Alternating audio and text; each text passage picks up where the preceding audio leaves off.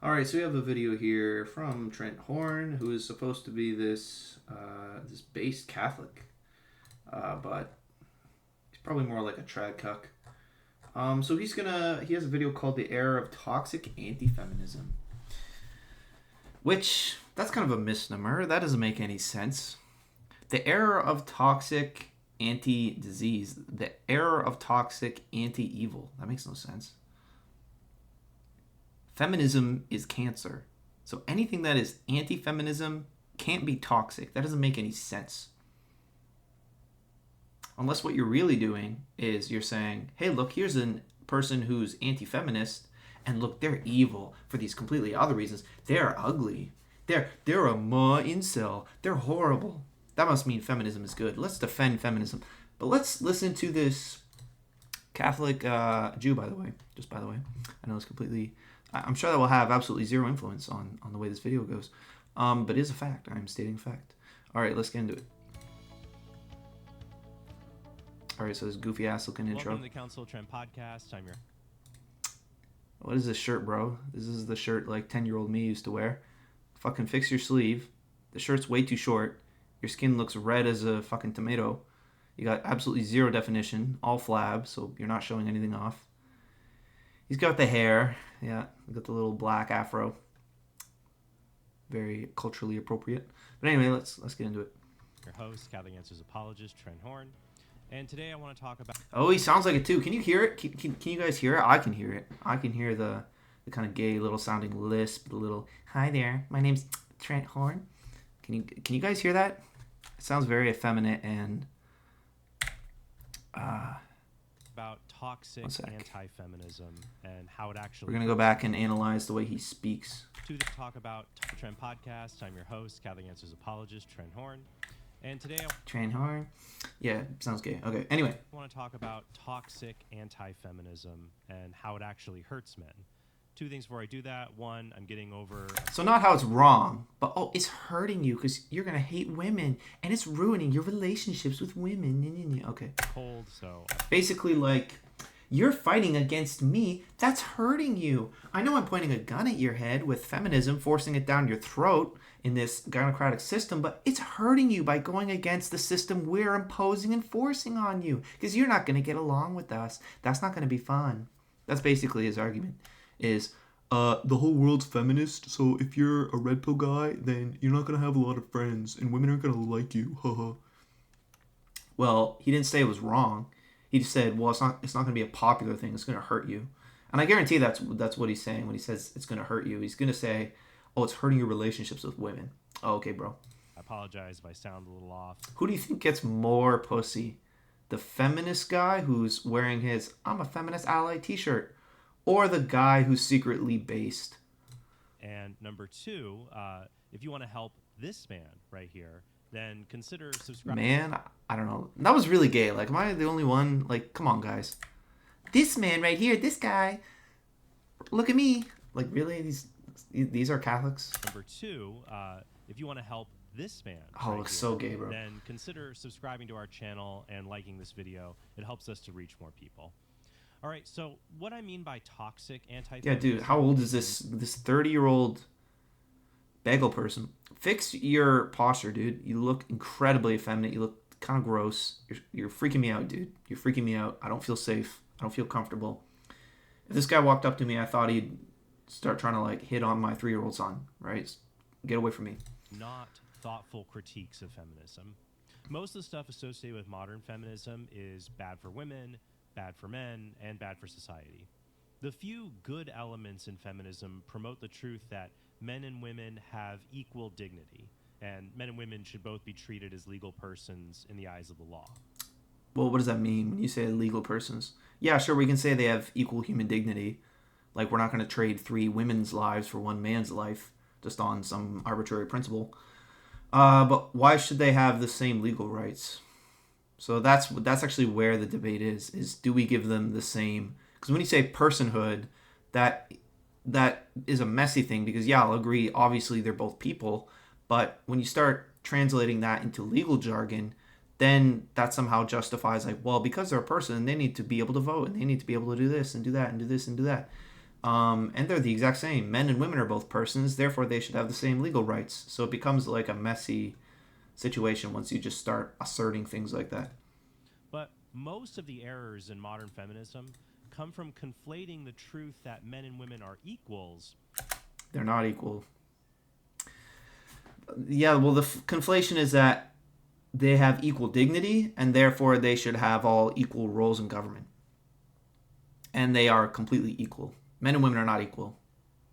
Men, it should be a patriarchy. We should exist in a patriarchal system where men have authority over women. So men and women can have equal value as human beings. Their souls have equal value. We're not going to trade 3 women for 1 man, but men can exist in a position of authority over women. We're not going to say a child is equal to their parent. The parent rules and governs and has authority and responsibility over the child. So maybe he'll explain that, but maybe not. With the lie that men and women are the same. Men and women are complementary. Well, no, I'll say that. No, because I think what he's going to say is he's going to say men and women are different, but they're equal. One's red, one's blue, but they're both equal. One's a spoon, one's a fork, one's equal. No. This is egalitarianism. It's actually that men have a position of authority over women. Men should be able to tell the women in their life generally what to do. Men should have control over their daughters. Fathers should be able to control who their daughters marry off to. We should have our political system governed by men. We should have our economic system mainly governed by men. Positions of leadership should be, by and large, mostly men. Unless a woman is like super masculine and she's super like competent as a leader, then the 1% female leader I don't really have a problem with. But so no, it's not just that men and women are different. It's that men, by their nature of being men, because think about society, guys, there has been no matriarchies. This means that it's by and large impossible, very unlikely, and not a good idea, if evolution is telling us anything, to have women in positions of power. So it's actually not just that men and women are equal and are like apples and oranges. It's that one should rule over the other, by and large, in many domains. And you say that and people get oh, that sounds evil, that's oppressive, that's no. Well, it doesn't have to be evil and oppressive, and we're not saying mistreat women, but there should be a structure of authority where the men have control over their wives, over their daughters, and then over the broader society and politics that women exist under. That's not a crazy thing to say. So it makes sense that some roles in society are better fitted for one sex or the other. No, very few. I think there's only 4 main categories where women outperform men: hospitality, sex and beauty, server, which is like hospitality, right? Nursing. But I would say by and large, men are better at pretty much everything else. This is like, well, women are good at some things, men are good at other things. The only real thing women are good at is anything relating to childbirth and child caring from the ages of 0 to 5. After that, men are actually the better parents because you need to install values, you need to install skills, establish patterns of behavior for the child, set them up with good habits, right? That type shit. And that's all better with a man. So women are really only for childbirth and anything to do with fertility and childbirth, and then taking care of the child from ages 0 to 5, where the baby can't really receive parenting from a father yet. So this men are good at some things, women are good at other things. No, I'd say men are actually, by and large, better than women at the majority of things. There's nothing wrong with anti-feminism that opposes the bad elements of feminism, like contraception. No, feminism is all bad. Because what feminism really is, it's a rejection of the authority of men, which is the patriarchy. This ambiguous, feminists, here's what an egalitarian will say. Egalitarian will say, we don't exist in a patriarchy. Everyone has equal rights. And that's a good thing. The feminists are crazy. Whereas the feminists are more like, there is a patriarchy and we're fighting against it. Now, the only problem is that the feminist thinks and the egalitarian thinks that the patriarchy, quote unquote, exists in the societal systemic structure. It doesn't. It exists in the biology. The fact that men rule over women, this patriarchy, it exists in the biological nature of women to submit to men. And it exists in the biological nature of men to pursue ambition, pursue aggression, pursue dominance, pursue leadership roles, pursue responsibility and antagonism and self-defense and standing up for yourself as an individual and fighting. And these are just, it's part of our nature. It's part of our nature as men and women. It's not cultural. It's not part of the system. It's not systemic. It's part of our biology as organisms, man and woman, and it exists across all species. It's not just humans. It's a fundamental part of the biological sex of demisexual, or whatever you call it. It's not bisexual, but like regular sexual, as in like not asexual, not some random amoeba, right? So it's part of our nature as sexual creatures, the male sex and the female sex, right? And I would point to the fact there's been no matriarchies. So this shows a very, very strong emphasis that men are meant to rule. So in that sense, the patriarchy is justified under biology by human nature. And it's what's necessary to lead to a happy, fulfilling society. And it's what the human nature, the human experience naturally strives towards. It wants harmony with its nature. And if you keep putting women in positions of power and autonomy where they're not meant for it, well, then they start making all these bad decisions. Women don't know what to do with their own autonomy. They date all these bad boys. They make all these stupid relationship decisions. They start voting in all these immigrants. They start voting in all these super bad, evil politicians that take our country for a spin. They allow themselves to get propagandized. They allow themselves to get abused. And then they say, I don't know what happened. He was abusive. He did this. He did that. I couldn't control myself. I just had to cheat. Give women a happy relationship and a man who loves them and treats them well, and give them autonomy, and they will cheat on their man and ruin their relationship. Why? Because it was boring. Give women autonomy, and they will throw something good in the garbage merely because they're bored. Women have not evolutionarily developed the mental faculty to handle accountability and responsibility because they haven't been given the autonomy and like self-authority to actually do that. Men have. Men have evolved to consider other people and to be responsible for their others because we've all had patriarchal societies. That means evolutionarily, men have evolved to take on leadership roles and get good at those leadership roles and take the responsibility and accountability for their actions and decisions. Women literally don't have that faculty.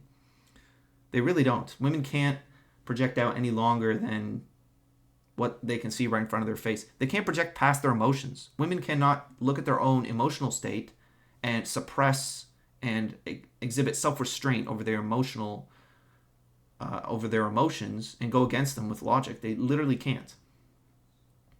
Now, I know somebody's, but what about this one girl? She was super, yeah.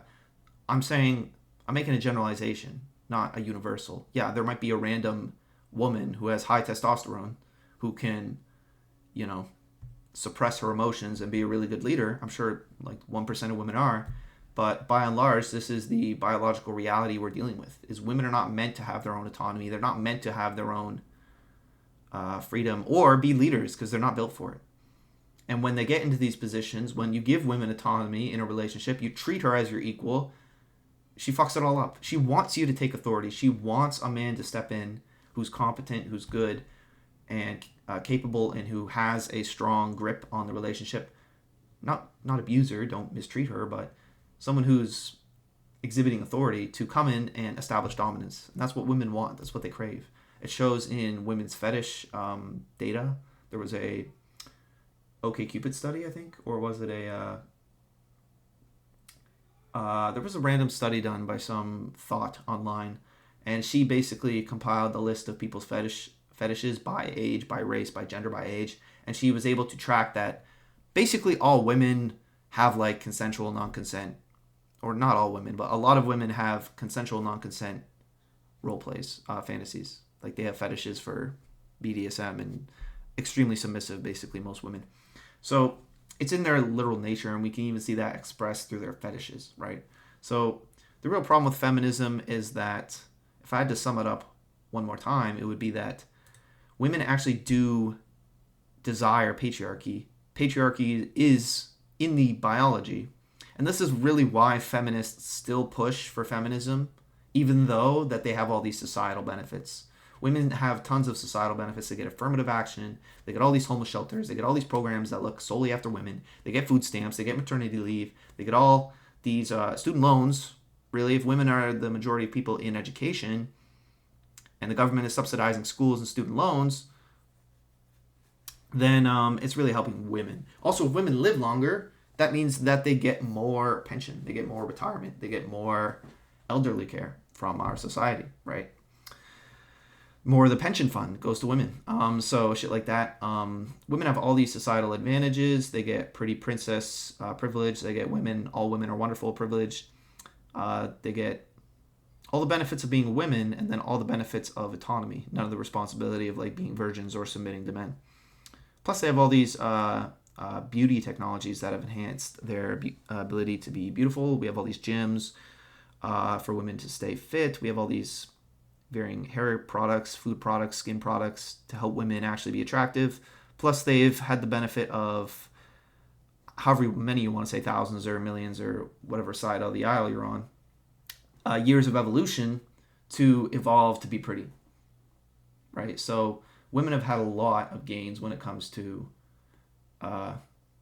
being women in a modern society, and yet feminists are still out there pushing for, well, female rights and oh my gosh, my body, my choice and all this shit. And the reason that feminists will always harp on female issues is because no matter how much you try to alter the society, feminists can't undermine the fact that deep within our biology, men are meant to rule over women.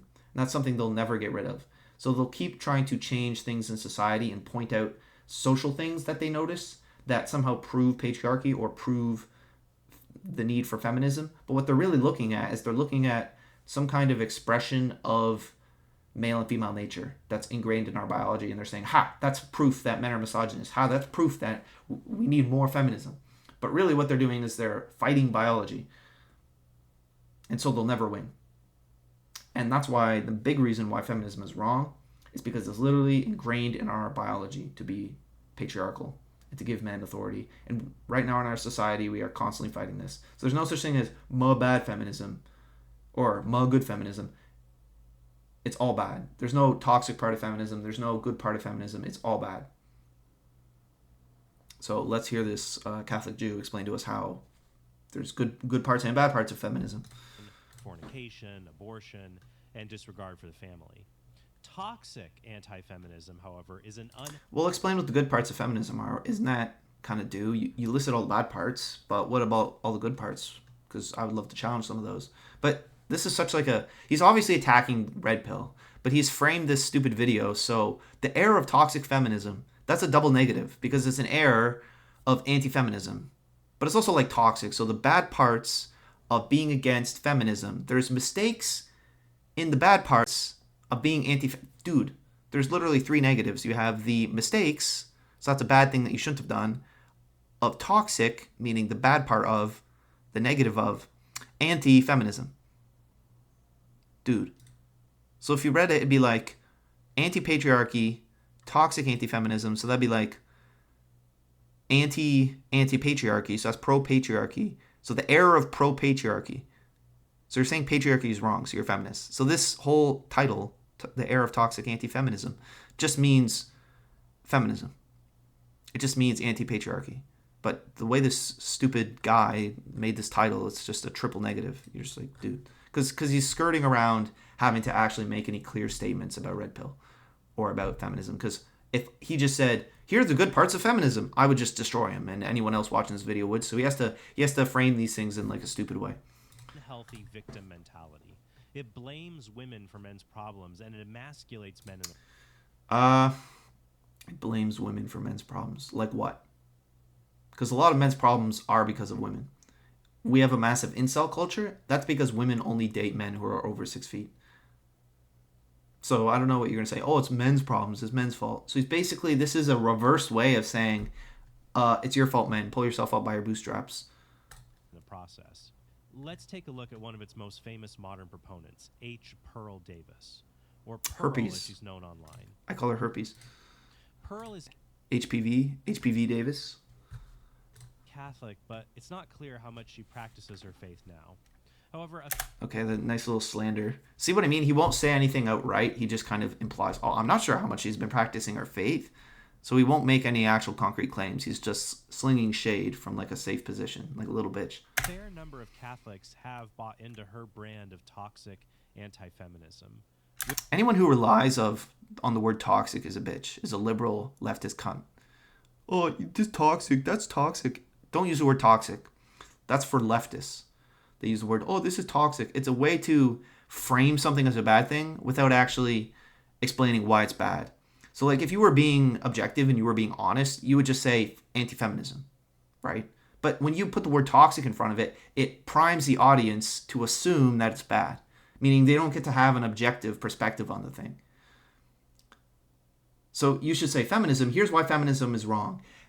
Not, here's why toxic feminism is so toxic and it's wrong, or toxic feminism is so evil. It frames it as wrong before people have even got past the title. So it's a very bitch move. Wait, I'm skipping around. To give women is as wrong as using. First, toxic anti-feminism makes excuses for men cheating on their partners. Does it? So he's gonna like cherry pick elements of the red pill. I don't think anyone's actually said that. It's okay for men to cheat on women. I don't know anyone who says that. I don't think even Fresh and Fit say that, and they're like pretty freaky. They might say that it's not as bad for a man to cheat on a woman as a woman is to cheat on a man, which I would agree, because a female's exclusivity, a female's body, a female's purity is the main selling point of the woman. The man's main selling point is going to be protection, provision, security, leadership, governance, a masculine presence in the home, raising the kids to actually have a stable foundation, morals, ethics.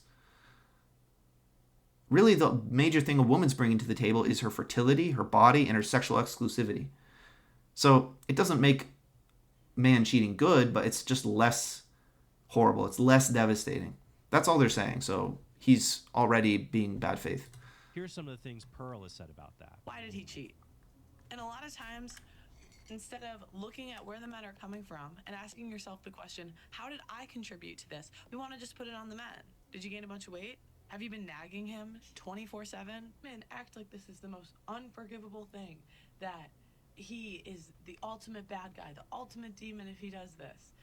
I'm sorry, sometimes you contributed to it. That's correct. Sometimes women well, you shouldn't pick bad men. That's what I would say, is if you're picking men who cheat on you, then why'd you pick that guy, right? So yeah, it's not good for men to cheat, and nobody's defending men cheating, but at the same time,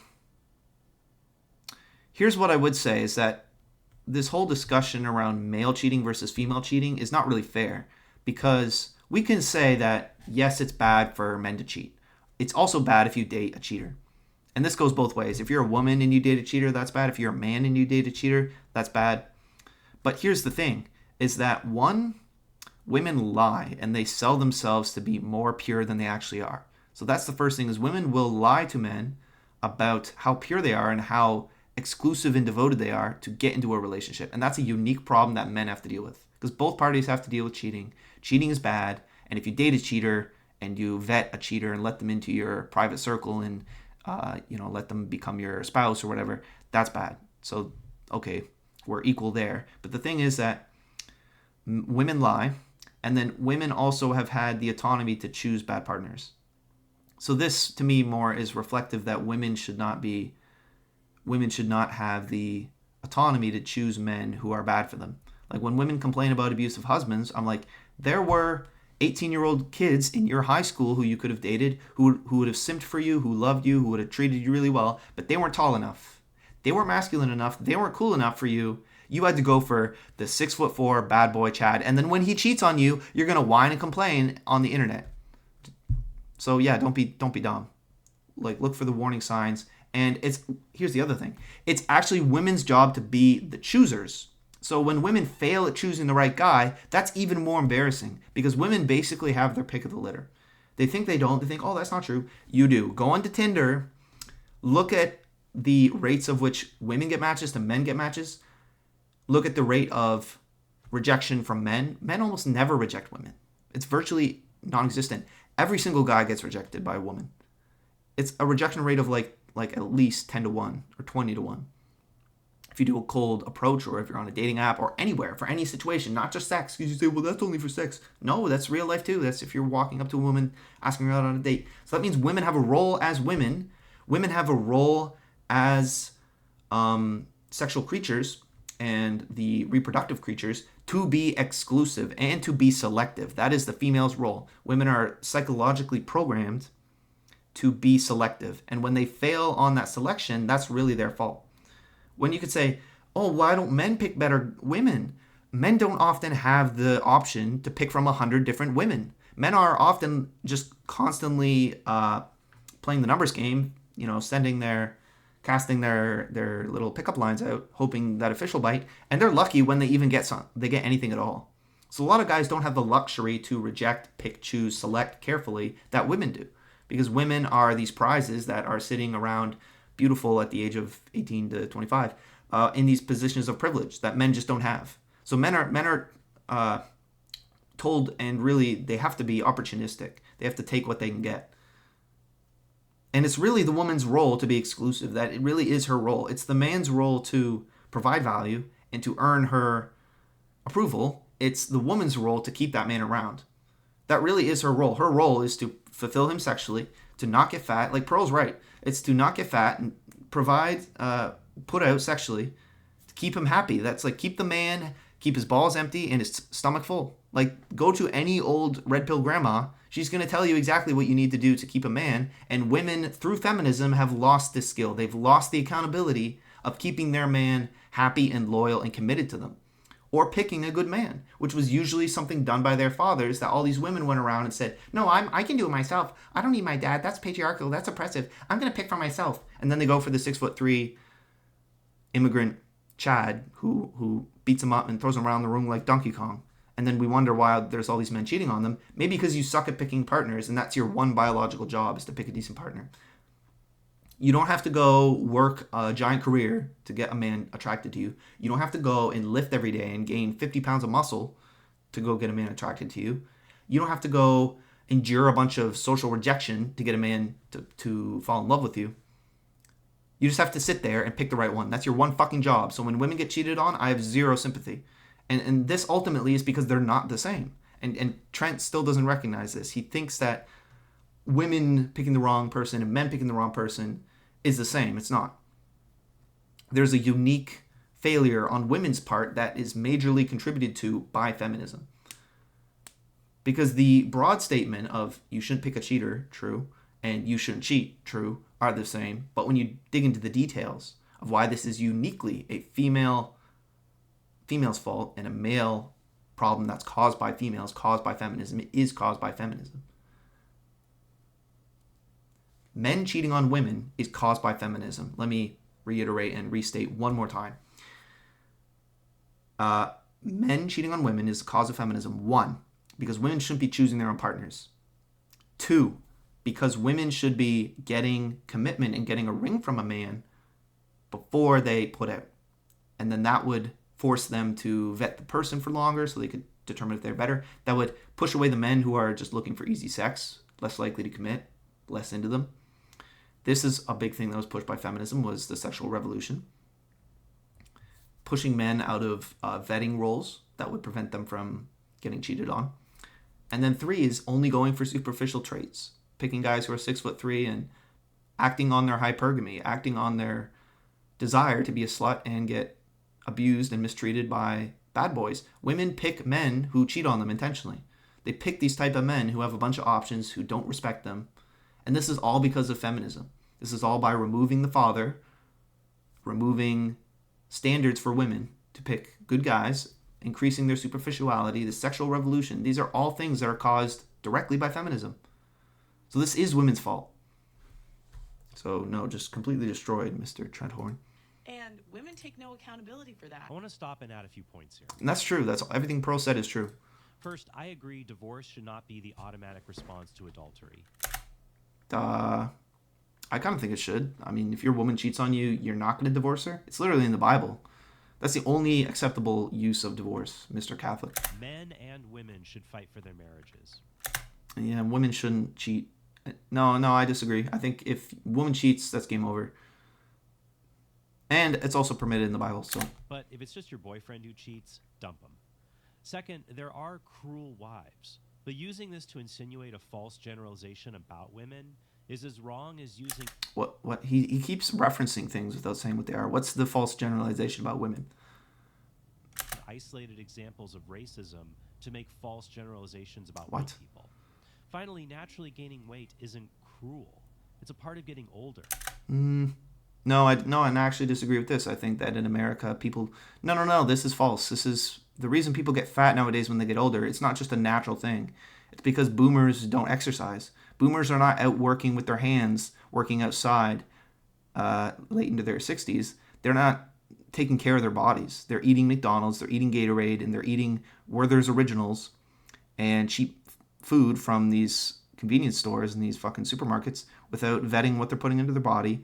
And people in the modern era have been working white-collar jobs, not blue-collar jobs, so they aren't developing habits of fitness, and they're not getting the physical exercise that they would normally get from a blue-collar job.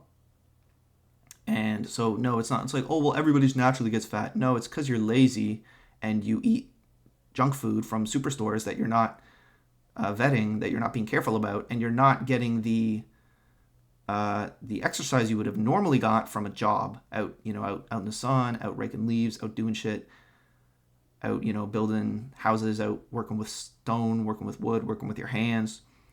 This is what your ancestors would have done. And yeah, your ancestors were not fucking obese. I'll admit that there's a natural aging process, but it also is the woman's duty to try to stave that off and remain as beautiful as possible out of love for her husband and out of respect for him and out of her role as the woman, which is to provide sexually for her man. So I'm going to end it right here because it's only been 3 minutes into the video, but I'm not going to go through every single little point that this guy makes. Yeah, because I feel like I've just covered this pretty well enough. But all right, we'll be done. Take care.